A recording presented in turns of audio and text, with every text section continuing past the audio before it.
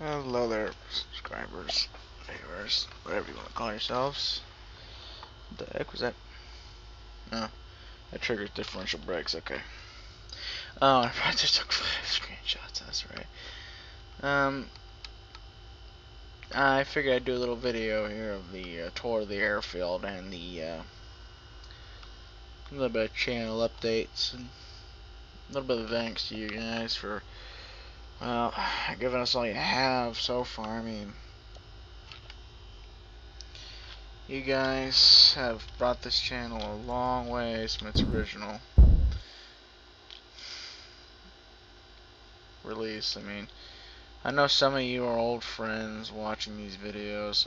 Maybe, that's if. And some of you are people I don't even know.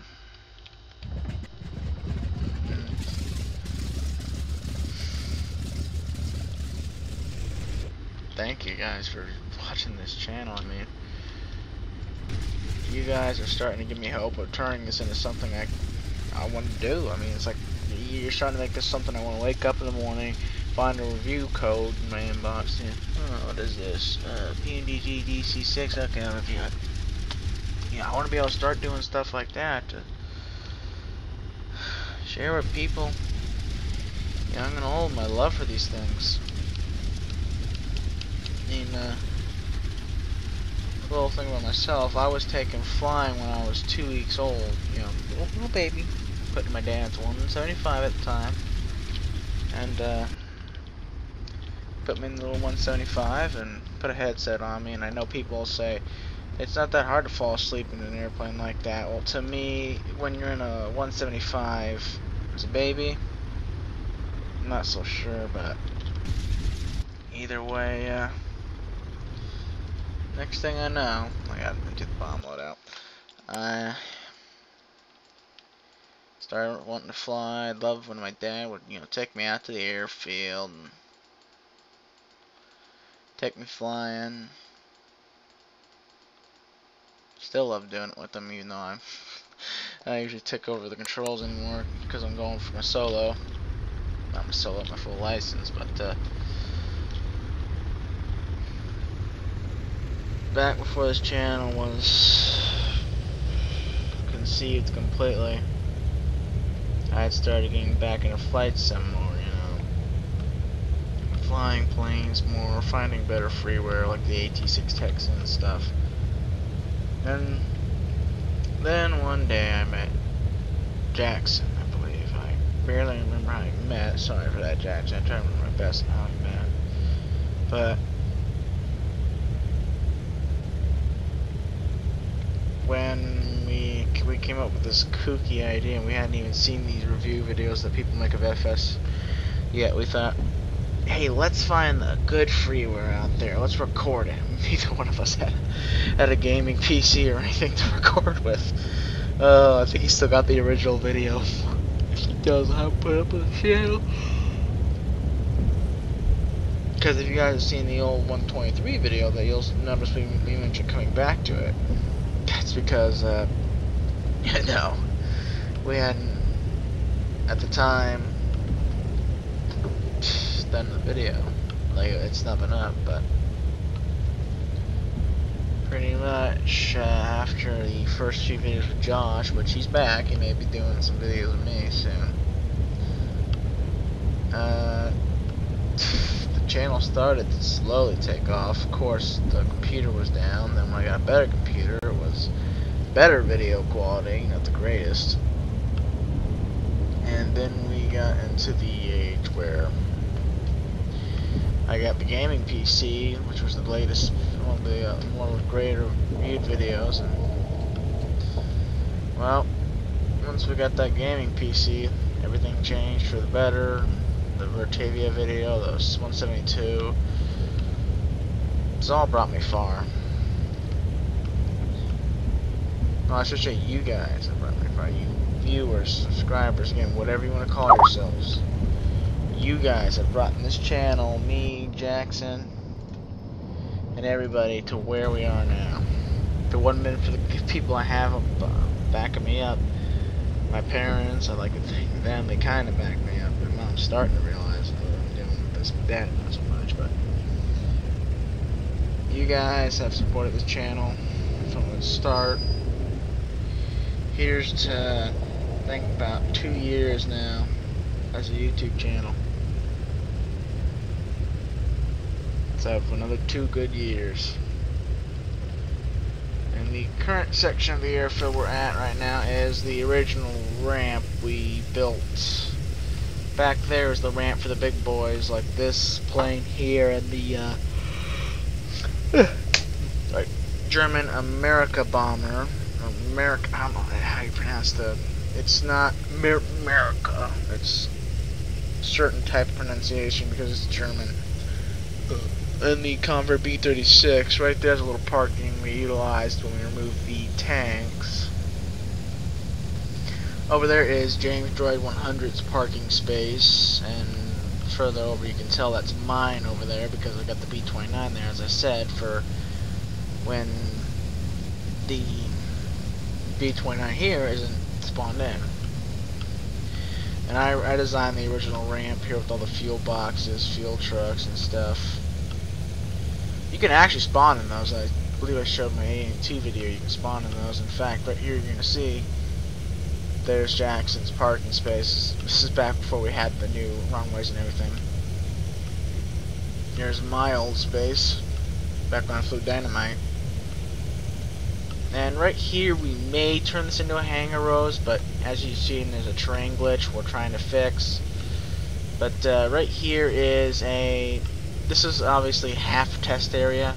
The Tu-95s are there because we like the design of the Tu-195, not Tu-195, the Tu-95s. And it's also to get James Droid 100. Knickers in a twist a bit because a couple Tu-95s flew into British airspace unannounced, or UK airspace, I think it's British airspace, unannounced, and he doesn't like them there sometimes because he just knows those things nearly came in and bombed him. I like to make jokes with him on it. Don't worry, James, I'm not gonna do anything with him. And this is Jackson's parking, obviously. There's his Starliner hangar, and I love the sign he put here because I noticed as I start chuckling. Boeing's beware. Well, we're gonna respect his wishes. But if you guys have suggestions, and if you guys want to build models for this airfield, you're welcome to. We could use a few new models here. I mean, we're open to models. These are FS 2004 hangars here. Sorry, right there. Those are FS 2004 hangars that work on an animation coding. So pretty much, if you tune in a certain nav2 code, which I can't because the 29's radios only has nav1, you know, I'm rolling my eyebrows like, nav1, where's the for nav2, but you know, they'll open up and they'll fit a variety of small little airplanes. And all you really need is a flip-flop handheld radio for the sim that'll do those. I believe this runway is lined up with the correct heading. We're going to have to do a heading check every once in a while to make sure these runways are lined up properly. Right here is our 747-400. It's a resident here. As you can see here, he's chilling. Probably put a parking pad there. See, we don't know what's causing this terrain issue because we're having a firm suspicion it may just be a glitch with the terrain. But weird thing is, every time I remove the BGLs for this place, it does it every time I lift put it back in. Sorry, yeah, I don't know what. But here's your other 7-4, and yes, we know that's a church, but that's meant to be a really, really rich person's place, obviously.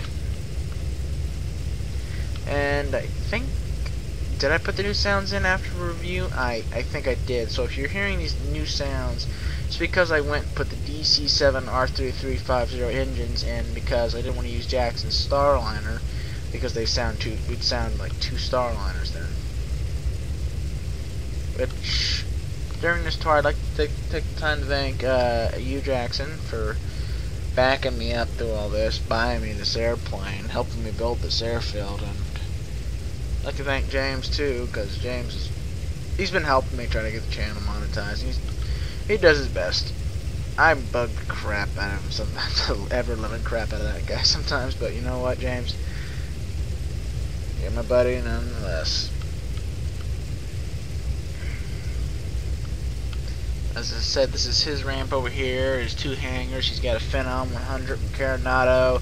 I may have him do a review of that and post it to the channel because he's more the jet guy. I'm the prop guy. Yeah, his graphics card burnt out, and I keep telling him this. Like, how did yours burn out when I did something with my Strato Cruiser, my Super Guppy, that did the same dang smoke effect? He was landing, if I hear the story right, because he sometimes goes on about it so much, or not goes on about it so much, people are talking over him. He says that when he was landing the spit, the gear collapsed inward, and it caused a whole crap ton of smoke so badly it heated up his graphics card and blew it. But here's the weird thing.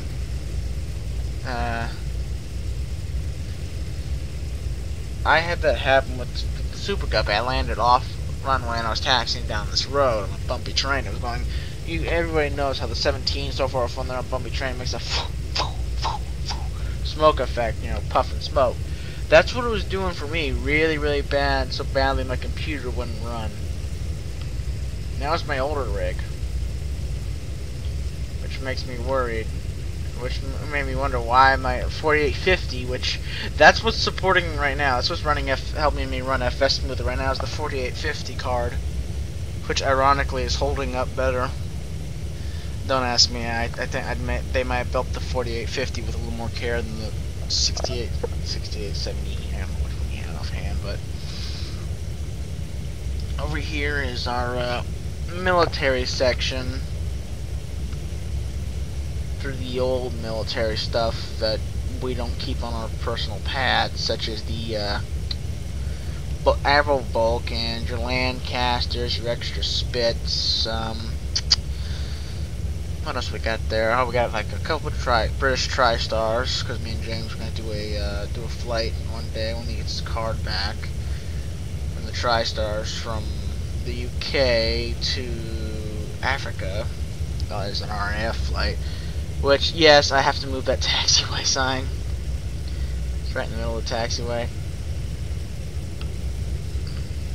No, what do we got here? Oh yeah. So you can tell it's a military section because they got surveillance towers out the rear end. Lovely. And if you folks are wondering why the taxiway suddenly got huge, did we not say we keep a B-36 here? Nobody?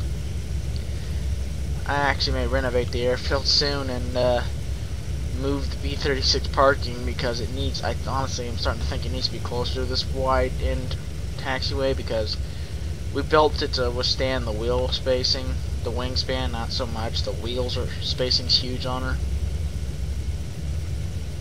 I mean, she doesn't feel huge, but you put something like a Cessna, like you know how this airplane doesn't feel too huge. A Cessna will fit under the wing of this thing. Cessnas are that big. And down here we have our airliner ramp. We're planning on putting a terminal here, but it's harder than it sounds because the jetways are placeable, but you have to place the jetway a certain way. And that's tricky. Very, very tricky. But I'd like to thank you guys for supporting this channel for so long. I mean, channels don't survive without subscribers and people backing them up. And as we taxi to put the 29 over here by the Janet terminal from Las Vegas. Yeah, we looked into putting the Las Vegas terminal here, but again, it stutters it up too badly to do it correctly. But I'm going to park it over here, folks. And yeah, I think I'm going to renovate the airfield after this video. Move the B-36 ramp because the B-36 is a bit too big for that area. But let me just spin it around here.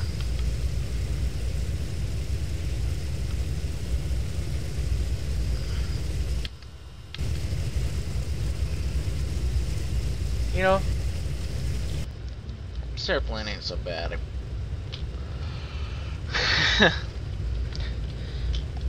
The outside model, I love that outside model. Just love this airplane. Alright, let's shut the fuel valve down.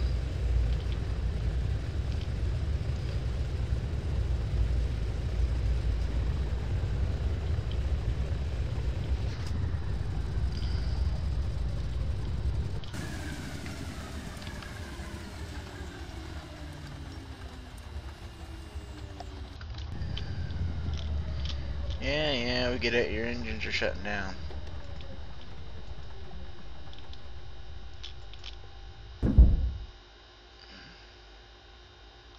They've got the wheel modeled in here, so when you're in flight, you can just pop it open and see the wheel. It's pretty cool. It's pretty cool. But that was the